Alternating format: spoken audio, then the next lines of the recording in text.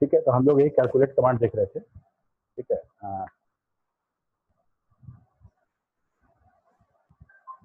Calculate command जो हमारा है वो कैलकुलेट के साथ ये सारा कमांड हम यूज करते हैं। कैलकुलेट लिखते हैं, इसके बाद एवरेज के लिए एवीजी, काउंट रिकॉर्ड के लिए सीएनटी, मैक्सिमम के लिए, मिनिमम के लिए, स्टैंडर्ड डेविएशन के लिए, वेरिएशन के लिए, नेट प्रेजेंट वैल्यू के लिए, और सम और वेरिएंस निकालने के लिए हम लोग यूज करते हैं। ठीक है, तो ये जितना कमांड हम लोग देख रहे हैं यहाँ पे, ये सारा कैलकुलेट कमांड के साथ यूज होता है। ठीक है सर। हाँ सर हमारा जो एन एक्सप्रेशन है लिखा हुआ इसके पिछले वाले में सर। हाँ हाँ, यहाँ पे सर जैसे कि ई एक्सप्रेशन है, वहाँ पे एन एक्सप्रेशन जो लिखा हुआ है एवरेज के साथ, तो सर इसके आगे हमको कैलकुलेट कमांड का यूज करना पड़ेगा ना? बिल्कुल, ये सारा का सारा जैसे देखो कैलकुलेट लिखे हैं, कैलकुलेट कमांड यहाँ पे लिखे हैं ई एक्सप्रेशन लिस्ट। ठीक है, ये एक्सप्रेशन लिस्ट है जिसको हम लोग बोले कि एक क्लाउड है जिसको हमको यूज करना है। ई एक्सप्रेशन लिस्ट जो है उसकी जगह पे ये लिस्ट है। ई एक्सप्रेशन लिस्ट को मुझे दिखा दिया है, एवीजी, सीएनटी, मैक्स, मिन, स्टैंडर्ड डेविएशन। ठीक है, ठीक है सर। हेलो। ठीक, हाँ हेलो, हाँ बोलो सर एक बार ये फिर से रिपीट कर दीजिएगा, ये पिछला क्लास का छूटा हुआ है। ये कैलकुलेट ना, इसके पहले तो हो गया है ना। नो सर, पिछला क्लास में नहीं कनेक्ट हो रहा था, कॉल भी किए थे। अच्छा, तो हम लोग कुछ खास नहीं ये किए थे, मतलब मैथमेटिकल फंक्शन के बारे में बात कर रहे थे। ठीक है, जिसमें हम लोग देखे थे सम के बारे में, जिसमें कुछ लोग आए हुए थे में है पर यहीं से छूटा हुआ है। हाँ ठीक है, कर दे रहे हैं। तो सम है, तो सम कमांड के साथ ये सिंटेक्स हमारा, तो सम तो कमांड हो गया, उसका एक्सप्रेशन लिस्ट है, स्कोप है, फॉर है, व्हाइल है, हाँ, और हमारा नेम वार है, और टू एरे है, टू एरे का नेम है। एक्सप्रेशन लिस्ट क्या है हमारा? एक्सप्रेशन लिस्ट है जिसको हमको कैलकुलेट करना है। ठीक है, सारा का सारा बिग ब्रैकेट में है, इसका मतलब सारा का सारा ऑप्शनल है। अगर हम किसी डेटाबेस को यूज करते हैं, use employ, use student, use product, कोई भी डेटाबेस, और सिर्फ सब लिखते हैं, तो जितना न्यूमेरिक फील्ड है सब टोटल हो जाएगा। ठीक है, सब टोटल हो जाएगा। अभी हम लोग करके देखेंगे इसको। ये हो गया एक्सप्रेशन लिस्ट। और अगर मान लो एक्सपीरियंस लिस्ट में क्या रहेगा? एक्सप्रेशन लिस्ट में हम लोग देंगे, जैसे मान लो हमको प्राइस टोटल करना है या टोटल क्वांटिटी लिखना है, तो हम अगर सिर्फ सम लिखेंगे तो मेरा क्या होगा कि सारा का सारा न्यूमेरिक फील्ड है वो सब अपने आप सम हो जाएगा। ठीक है, सारा न्यूमेरिक फील्ड। ठीक है, और अगर हमको स्पेसिफिक करना होगा तो हमको उसका लिखना पड़ेगा फील्ड का नेम, कि हमको भाई अब देखो रोल नंबर अगर तुम्हारा न्यूमेरिक, तो रोल नंबर का सारा रोल नंबर ऐड करके तो कोई फायदा है नहीं। अगर प्रोडक्ट आईडी है और उसको हम ऐड कर दें तो क्या फायदा होगा? प्रोडक्ट तो मेरे काम किसी काम का है नहीं। ठीक है, वो तो हमारा की फील्ड था उसको खोजने के लिए। ठीक है, एक्सप्रेशन लिस्ट हमारा वही हो गया। अच्छा, स्कोप था, तो स्कोप में हम लोग यूज करते हैं ऑल, जो रिप्लेस में करते थे all, next next in record, मतलब नेक्स्ट 5 रिकॉर्ड ऐसा लिखेंगे तो 5 रिकॉर्ड आगे का हो जाएगा।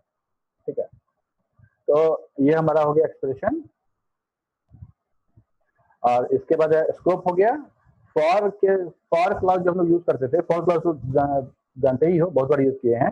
फॉर के साथ हम लोग एक कंडीशन देते हैं, वो कंडीशन ट्रू होने पे जिस रिकॉर्ड का वो कंडीशन ट्रू रहेगा वो रिकॉर्ड हमारा शामिल हो जाएगा इस कैलकुलेशन में, अदरवाइज नहीं होता। ठीक है, इसके बाद हमारा है वाइल। वाइल के साथ जो एक्सप्रेशन है ये भी सेम फॉर की तरह काम करेगा, लेकिन ये इंडेक्स टेबल पे काम करेगा। इंडेक्स पे काम करेगा, कैसे करेगा हम अभी दिखाएंगे।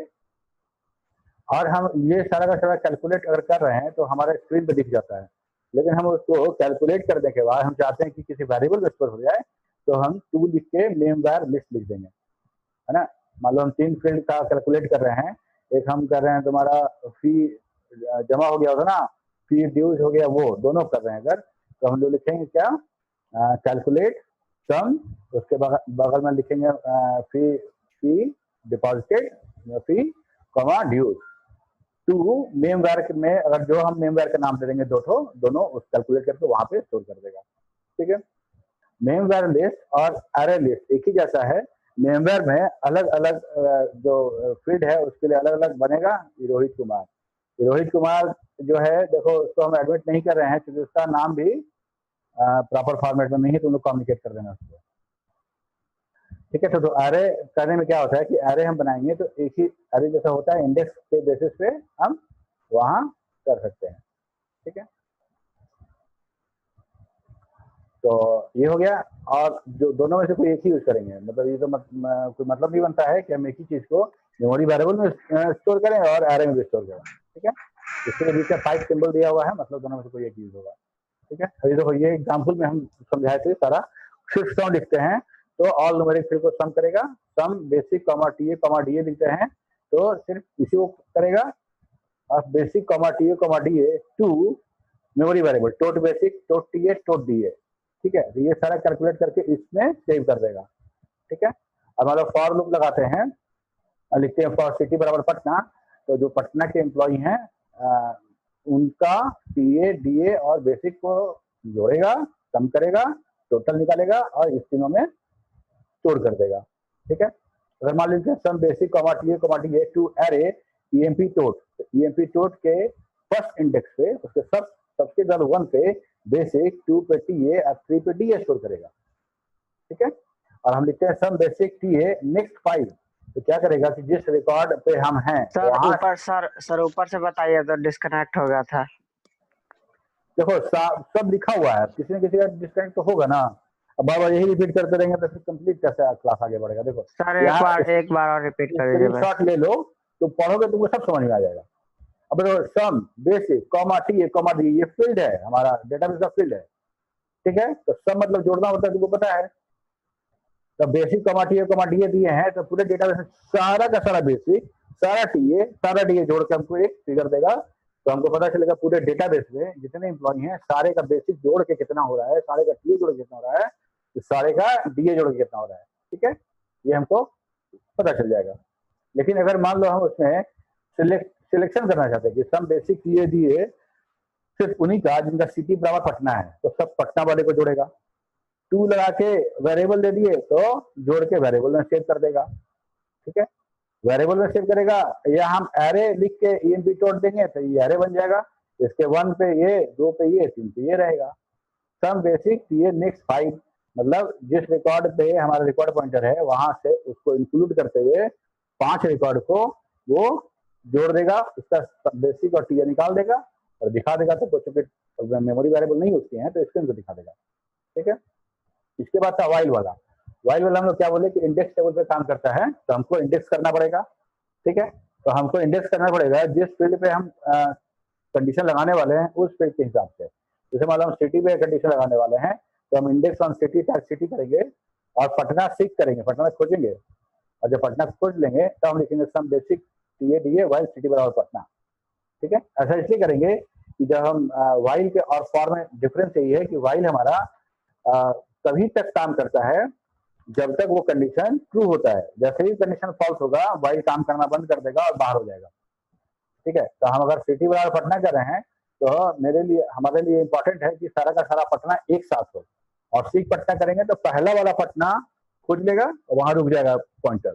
उसके बाद हम ये रन कराएंगे sum basic comma TA while city बराबर पटना, तो वो नेक्स्ट वाला पे आएगा, पटना मिलेगा उसको कैलकुलेट करेगा, नेक्स्ट वाला पटना मिलेगा उसको कैलकुलेट करेगा, नेक्स्ट जितना पटना मिलेगा कैलकुलेट करेगा। उसके ठीक बाद अगर मुजफ्फरपुर मिल गया तो वहां से वो बाहर हो जाएगा, रिजल्ट दिखा देगा। ठीक है, इसीलिए फॉर क्या करता है, फॉर अगर मेरे डेटाबेस में 1000 रिकॉर्ड है तो 1 से लेके 1000 रिकॉर्ड तक फॉर लूप चलेगा, है ना। फॉर कंडीशन जो है वो सबको चलेगा, और यहाँ पे क्या है कि मान लो उसमें 5 ही पटना था तो मात्र 5 चलेगा, तो ये हमारा पास हो जाता है। लेकिन ओवर एड सिर्फ इतना है कि हमको इंडेक्स चाहिए, इंडेक्स होना चाहिए वो टेबल। ठीक है, मान लो हम बेसिक सैलरी के हिसाब से देखना चाहते हैं तो हम क्या लिखा, बेसिक पे हमको इंडेक्स करना पड़ेगा, index on basic tag basic set order to basic, क्योंकि पटना था तो हम अब बेसिक को एक्टिवेट कर दिए, यहाँ तो टैग बन गया, यहाँ तो इंडेक्स बना, यहाँ तो उसको हम लोग एक्टिवेट किए। उसके बाद सीक 10,000 10,000 खोज लिए। उसके बाद हम लिखते हैं sum basic TA DA while basic greater equal to 10,000, तो 10,000 खोज लिए हैं और इंडेक्स किए हुए 10,000 पे, 10,000 के नीचे जितना मिलेगा वो सब 10,000 और उससे बड़ा मिलेगा। ठीक है, तो वो सारा का सारा कैलकुलेट कर लेगा। ठीक है, इसके बाद है हमारा एवरेज। एवरेज भी हमारा वही काम करता है कि सारा का सारा जो एक्सप्रेशन लिस्ट में दिया रहेगा वो सब एवरेज कर देगा। जो जो फील्ड हम देंगे यहाँ पे, मान लो कि हम दे रहे हैं बेसिक और 10 एम्प्लॉय हैं, तो 10 का बेसिक जोड़ेगा और 10 से डिवाइड कर देगा, ऐसे ही एवरेज निकलता है। तो हमको एवरेज मिल जाएगा कि एवरेज मेरा बेसिक सैलरी कितना है डेटाबेस का। ठीक है, ठीक वैसा ही हम लोग लिखें एवरेज बेसिक टीए, हमारा बेसिक टीए तीनों को सारा बेसिक का टीए जोड़ देगा और जितने एम्प्लॉय हैं, नंबर ऑफ रिकॉर्ड जितना है उससे डिवाइड कर देगा और एवरेज निकाल देगा। बाकी वही है, स्कोप भी वही है, फॉर एक्सप्रेशन भी वही है, वाइल भी वही है, नेम वेरिएबल और अरे नेम भी है। काउंट क्या करता है? काउंट करता है, रिकॉर्ड को काउंट करता है कि टोटल कितना टोटल कितना रिकॉर्ड है। ठीक है, अगर हम लिखते हैं count for basic 10,000 greater than 10,000, तो 10,000 से ज्यादा जितने लोग हैं सबका हमको काउंट करके देगा। ठीक है, इसके बाद हम लोग का था कैलकुलेट कमांड।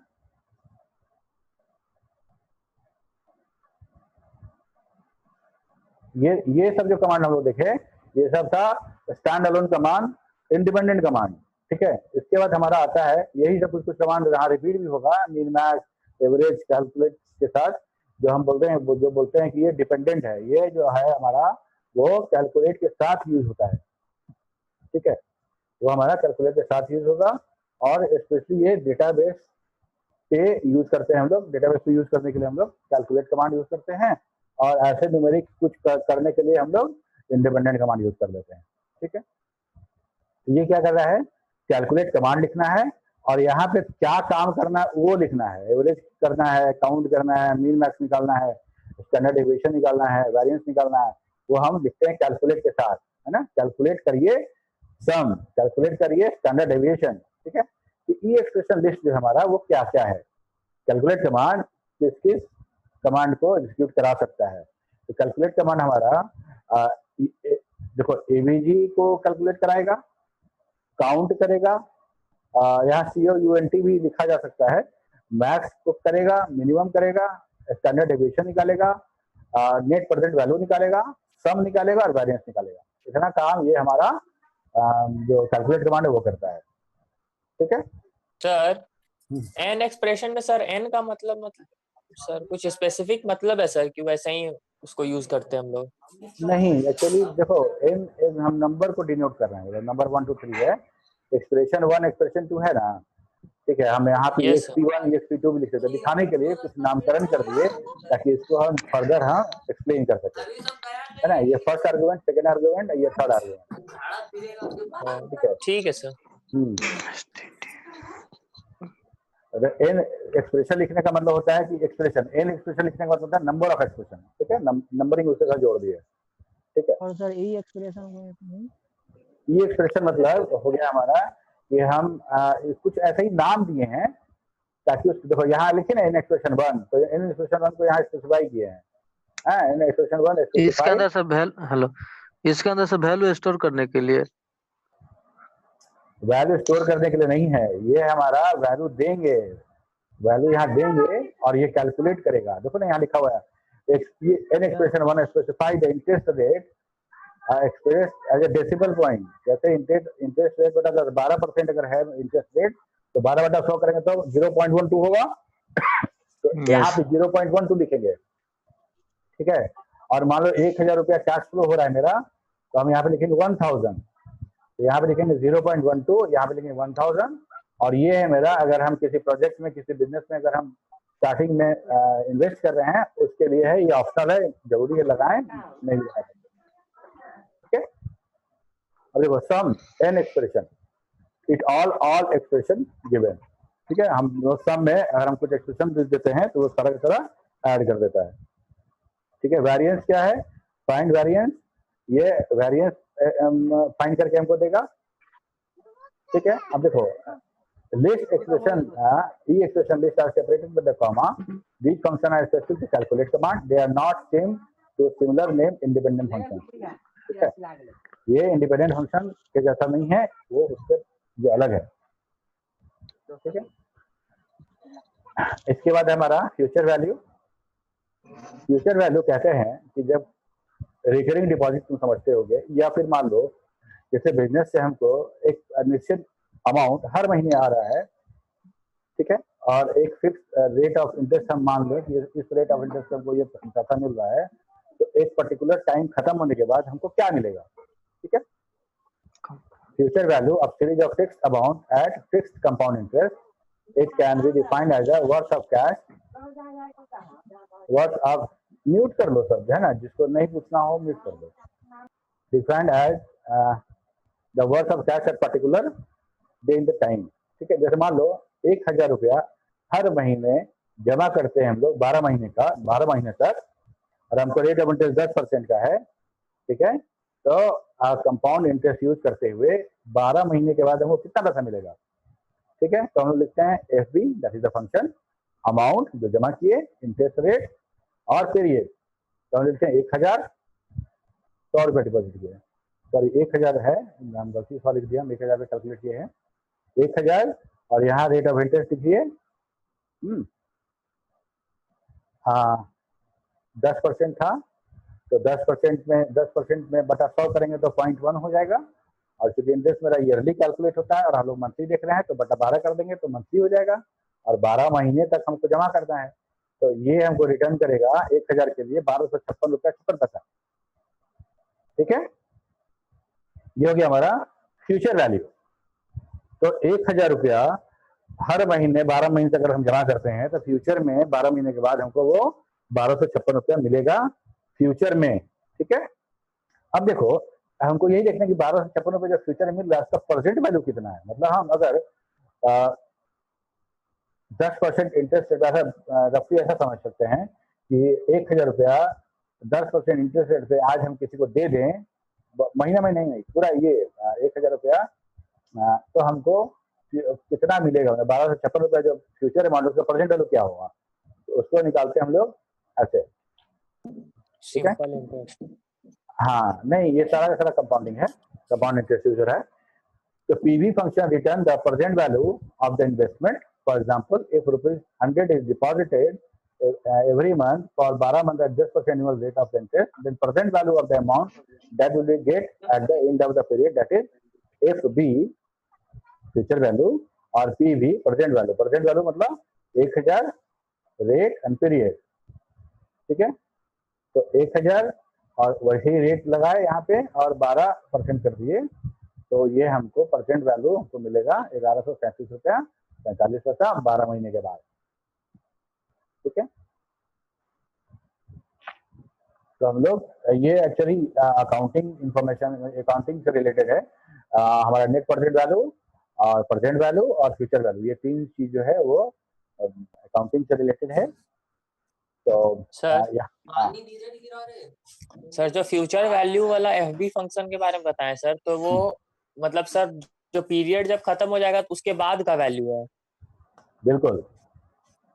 और प्रेजेंट, और जो पीवी फंक्शन है सर वो प्रेजेंट है, मतलब कि अभी उसको कितना मिलेगा सर, मतलब अगर अभी नहीं, से अगर देखो कैलकुलेट हम 1000 रुपया का अगर 1000 रुपया 10% के रेट पे 12 महीने तक जमा करते हैं तो फ्यूचर में हमको इतना मिलेगा, है ना। Yes sir. कि फ्यूचर अमाउंट हो गया मेरा 1256 रुपया।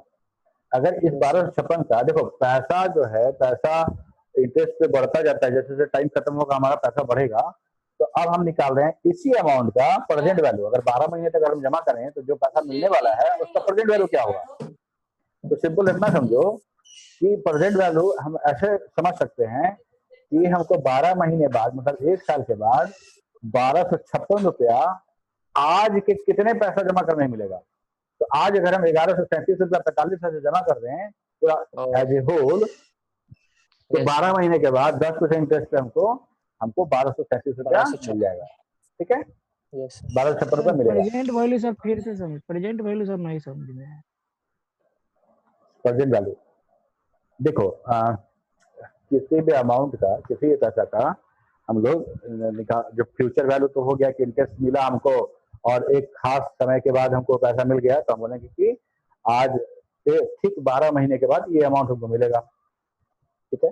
हम लोग हर महीने जमा कर रहे हैं, ठीक है ना। अब तुम ये भूल जाओ, अब हमको ये जानना है कि 1000 रुपया हर महीने जमा करते हैं हम, तो 12 महीने के बाद जो फ्यूचर वैल्यू मिल रहा है उस पैसा का आज क्या महत्व है, आज क्या वैल्यू है। ठीक है, उस पैसे का मतलब 12 महीने बाद जो मिलने वाला है आज क्या वैल्यू है। तो आज का वैल्यू निकालने के लिए तो ये समझना पड़ेगा कि पैसा किस रेट से बढ़ रहा था। तो इंटरेस्ट रेट हम लोग 10% एनुअल माने थे, 10% एनुअल मान के चले थे, देखो लिखा हुआ है, ठीक। तो वो पैसा आज के डेट में क्या होगा जो कि हम 10% के से हमको लगाए तो हमको मिल जाए, ठीक है। जैसे मान लो हम रिकरिंग डिपॉजिट खोलने गए बैंक में, ठीक है, हर महीने हम 1,000 रुपया डाल रहे हैं और 12 महीने के बाद हमको 1256 रुपया मिलने वाला हमको पता है, ठीक। अब हमको 12 ये जानना चाहते हैं कि 1256 रुपया, अच्छा 2 तरह का अकाउंट होता है, रिकरिंग डिपॉजिट होता है, फिक्स्ड डिपॉजिट होता है, ठीक है, क्लियर है, ठीक है ना। तो अब सोचो कि हम रिकरिंग डिपॉजिट में हम 12 महीना तक हम जमा करेंगे तो हमको 1256 रुपया मिलेगा। तो अब हमको ये जानना है कि 1256 रुपया जो मिल रहा है वो कितना पैसा हम एफडी में डालते हैं, 1 साल के लिए तो मिलता है, 12 महीने के लिए एफडी में डालते हैं तो कितना पैसा मिलता है हमको, ठीक है। तो वो हम निकालते हैं कि तब आएगा 1137 रुपया। 1000 रुपया 12 महीने से जमा कीजिएगा तब भी उतना ही मिलेगा, और या 1137 रुपया जमा कर दीजिए, अब भूल जाइए बाकी 11 महीने के लिए, तो आपको ये पैसा मिलेगा। परसेंट वैल्यू कैसे निकला, ये पैसा 1 साल पहले मतलब 12 महीना पहले 10% इंटरेस्ट रेट पे कितना वैल्यू होगा उसका, क्योंकि हम लोग हर महीने जमा कर रहे हैं तो हम लोग को ये समझ में नहीं आ रहा है कि हमको क्या फायदा हो रहा है, ठीक है। अगर 1,000 रुपये जमा कर रहे हैं 12 महीना तो 12,000 रुपये जमा कर दिए आप, 12,000 जमा कर दिए और आपको मिला 56 रुपया 56 पैसा इंटरेस्ट, अच्छा ही लग रहा है देख के, ठीक है। तो इसको समझने के लिए कि अगर हम 1256 रुपया पाने के लिए अगर एफडी करें तो हमको कितना पैसा जमा करना पड़ेगा, तो हमको 1137 रुपया जमा करना पड़ेगा तब मिलेगा। और यहाँ पे आप 1200 रुपया जमा कर रहे हैं तो 1256 मिल रहा है, यहाँ पे आपको 1137 रुपये जमा करिएगा तो उतना पैसा मिल जाएगा फिक्स डिपॉजिट में, ठीक है। तो अंतर क्यों हो रहा है, अंतर इसलिए हो रहा है कि इस पैसे पे आपको 12 महीने का इंटरेस्ट मिल रहा है, और यहाँ पे क्या हो रहा है कि हर पैसे पे मतलब पहला 1,000 रुपये जमा किए उससे 12 महीने का इंटरेस्ट मिलेगा, दूसरे महीने वाले पे 11 महीने का, तीसरे महीने वाले 10 महीने का, समझ कितने जा रहा है। तो 12वां महीने में जो जमा कीजिएगा उससे 1 ही महीने का इंटरेस्ट मिलेगा ना, है ना। तो जितना महीना बचा रहेगा 12 महीना कंप्लीट होने पे उतना ही का इंटरेस्ट मिलेगा। ये वाला हो गया मेरा फ्यूचर वैल्यू, और इतना वैल्यू पाने के लिए प्रेजेंट में क्या इन्वेस्ट करना पड़ेगा उसी रेट पे, वो हो गया हमारा प्रेजेंट वैल्यू समझने के लिए, ठीक है। तो हर अमाउंट का हर फ्यूचर वैल्यू का प्रेजेंट वैल्यू होगा ना, ठीक है। ठीक ऐसा ही था नेट प्रेजेंट वैल्यू, ये थोड़ा सा ज्यादा कॉम्प्लेक्स है, ये हमको भी समझ में नहीं आ रहा था, बहुत पढ़ना पड़ा इसके लिए, क्योंकि अकाउंटिंग से रिलेटेड है, फिनांस से रिलेटेड है, तो इससे ये हमारा करना क्या है कि मान लो कि हम एक टैक्सी वाला बिजनेस शुरू करने वाले हैं, ठीक है। और टैक्सी वाला बिजनेस शुरू करने के लिए हमको 5 लाख रुपया डालना पड़ा, उसमें गाड़ी खरीदना, ऑफिस खोलना, सब कुछ करना, 5 लाख रुपया हम डाल दिए, इन्वेस्ट कर दिए, और हमको हर साल कितना इनकम हो रहा है हम वो देख रहे हैं, ठीक है। तो हम एक डेटाबेस बनाएंगे, ये पूरा डेटाबेस का है, ठीक है। तो एक डेटाबेस बनाए कि 2020 में 1 लाख रुपया फायदा हुआ, 2020 में 2021 में हमको 1.5 लाख फायदा हुआ, ऐसे करके हम 5 साल का एक डेटाबेस बना लिए, इतना फायदा होना चाहिए या होगा हमको, अगर इतना फायदा होता है तो क्या ये बिजनेस करना उचित है कि नहीं है, ठीक है। तो अब यहाँ पे हम लोग लिखेंगे रेट ऑफ इंटरेस्ट 10% हम उम्मीद कर रहे हैं, क्योंकि बैंक में 10% मिलता है तो हमको बिजनेस से भी 10% कम से कम आए, हम ये सोच के हम बिजनेस के बारे में हम थोड़ा सा रिसर्च कर रहे हैं। तो यहाँ पे लिखेंगे हम लोग इंटरेस्ट रेट, परसेंट है क्योंकि इसे 10/10 से भाग दे देंगे।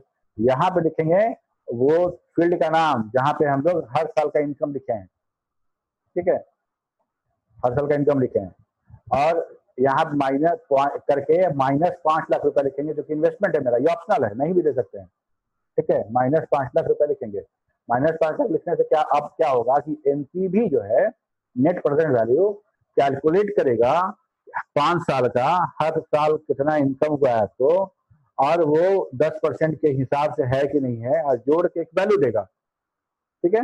वो वैल्यू पॉजिटिव में या नेगेटिव में हो सकता है। अगर वो वैल्यू पॉजिटिव आता है तो हम बोलेंगे कि भाई हम जो प्लानिंग किए हैं 5 लाख रुपए लगा के 10% हमको मेरा कमाई हो जाए, तो हमको वो पॉजिटिव है, तो हम बोलेंगे कि हमारा बिजनेस सक्सेसफुल है। ठीक है ना, अभी हम लोग करके देख लेते हैं एक बार। ठीक है, उसके बाद हम लोग दूसरा शुरू करेंगे। अभी जैसे हम इसको स्टॉप करते हैं।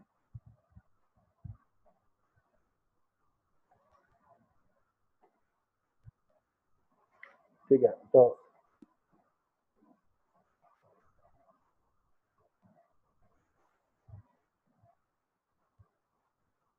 अब देखो क्या करना था कि हमको लिखना था कैलकुलेट और इसके बाद लिखना था हमको NPV, नेट प्रेजेंट वैल्यू, और हमको लिखना था कि हम जो इन्वेस्टमेंट कर रहे हैं 10 लाख रुपए जो प्रोजेक्ट में हम लगाए हैं, उसका हमको डिस्काउंट रेट चाहिए था 0.12%। 12% 12/100 मतलब 0.12। ठीक है, इधर में रिटर्निंग चाहिए था हमको। इसके बाद हम बताएंगे कि कैश फ्लो कैसे हो रहा है मेरा, तो कैश फ्लो फील्ड लिख देंगे, कैश फ्लो। ठीक है, इसको हम ऐसे घेर देते हैं। अभी हम थर्ड वाला पैरामीटर बताएंगे बाद में। तो हम क्या चाह रहे हैं कि first, second, third, fourth, fifth सारा का सारा इसको मिल जाएगा इसको, और हर साल के हिसाब से वो कैलकुलेट करके हमारा नेट प्रेजेंट वैल्यू बताएगा। और वो आया मेरा 10,06,237। 10 लाख तुम लगाए थे और आया 6,237। ठीक है, तो वो नेट कितना आया अगर हमको जानना है, तो हम थर्ड जो पैरामीटर है उसमें जो हम लोगों ने खर्च इन्वेस्ट किया था, -10 लाख। हाँ, 17,000, 10,000, लाख, 10 लाख। ठीक है, 10 लाख रुपए लगाए थे और 5 साल में हमको इतना इतना कैश फ्लो हुआ, और हम 12% हम एक्सपेक्ट कर रहे हैं इस बिजनेस से। ठीक है, तो हमको आता है 6,237 रुपया 5 साल में। ठीक है, तो इस अगर प्लस आ रहा है, पॉजिटिव आ रहा है, कोई भी फिगर है, दैट इज नॉट इम्पोर्टेंट कि 6,237 आ रहा है, अगर ये फिगर पॉजिटिव आ रहा है, एनपीवी पॉजिटिव आ रहा है, तो हम बोलेंगे ये बिजनेस हमारे लिए फ्रूटफुल है, फायदेमंद है। ठीक है, निगेटिव आने का क्या मतलब है, अगर ये निगेटिव आ रहा है तो ऐसा नहीं है कि बिजनेस हमारा घाटे का है, लेकिन हम जो 12% एक्सपेक्ट कर रहे हैं वो 12% में नहीं आ रहा है ना। वो हो सकता है कि 11% पे हो, 10.5% पे हो, 10% पे हो। ठीक है, तो ये हमारा एनपीवी हो गया। ठीक है, पीवी और हाँ बोलो सर। मुस्कान कुमार लॉगिन कर रही है और उसके चक्कर में 10 मिनट बर्बाद हुआ, उसका नेटवर्क खराब है। हम उसको अभी तक 25 बार उसको एडमिट कर चुके हैं लेकिन नहीं एडमिट हुई, और जब एडमिट कर रही है, जब वो रिक्वेस्ट कर रही है ना, तो पहले वाला रिक्वेस्ट वहां पे रह रहा है। 10-10, 12-12 रिक्वेस्ट मुस्कान कुमारी का था, इसलिए उसको रिमूव कर दिया है। वो बार बार स्क्रीन पे आ जा रहा है उसका। ठीक है, तो बता देना आज के क्लास के बारे में उसका, तो उसका लॉग इन कर नहीं पाएगी। अगर अलाउ भी कर देंगे तो लॉग इन नहीं कर पाएगी, वो हम कई बार कर चुके हैं, डिस्टर्ब होता है क्लासेस में। ठीक है, ये हमारा हो गया। और जैसे मतलब प्रेजेंट वैल्यू था और फ्यूचर वैल्यू था। ठीक है, तो मतलब हम लिखते हैं कैलकुलेट, सॉरी प्रेजेंट वैल्यू, और हम लिखते हैं 1,000 रुपया 0.12 डिवाइडेड बाई 12, 12 महीने से भाग दे दिए, और 12 महीने के लिए। ठीक है, तो ये हमारा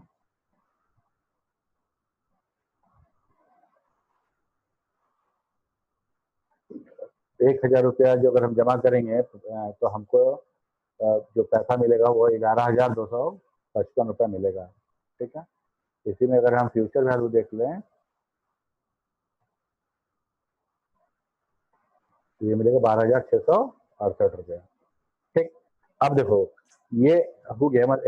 अगर हम सिंपल तुम चक्रवृद्धि ब्याज के थ्रू मूलधन 11,255 पकड़ो और 12% एनुअल चक्रवृद्धि ब्याज पकड़ोगे, तो तुम्हारा एक साल के बाद 12,682 रुपये आएगा। ठीक है, समझ में आएगी नहीं? फ्यूचर वैल्यू क्या हुआ कि हम अगर रेकरिंग डिपॉजिट करें, हर महीने एक निश्चित फिक्स अमाउंट अगर जमा कर रहे हैं और एक फिक्स रेट ऑफ इंटरेस्ट हमको मिल रहा है, तो उस पीरियड के बाद हमको जो वैल्यू मिलेगा वो हमारे आज के जमा किए हुए पैसे का फ्यूचर वैल्यू हो गया। ठीक है, अब मान लो फ्यूचर वैल्यू है हमारा 12,682 रुपया, उस 12,682 का आज कितना रेट होगा, मतलब आज क्या वैल्यू होगा, तो ऐसा समझो कि हर महीने वाला छोड़ देते हैं हम लोग, समझने के लिए इसमें आते हैं कि आज उस वैल्यू को अगर इंटरेस्ट रेट से घटाते हुए लेके आए तो आज हमको वो 11,255 मिलेगा, या यूं बोले कि 11,255 रुपये हम जमा कर दें बैंक में फिक्स डिपॉजिट में 12% एनुअल इंटरेस्ट के रेट पे, तो हमको फ्यूचर में वो 12,682 रुपये मिलेगा। ठीक है, यस सर। अब इसको स्टार्ट करते हैं और आते हैं हम लोग पीपीटी पे। ठीक है।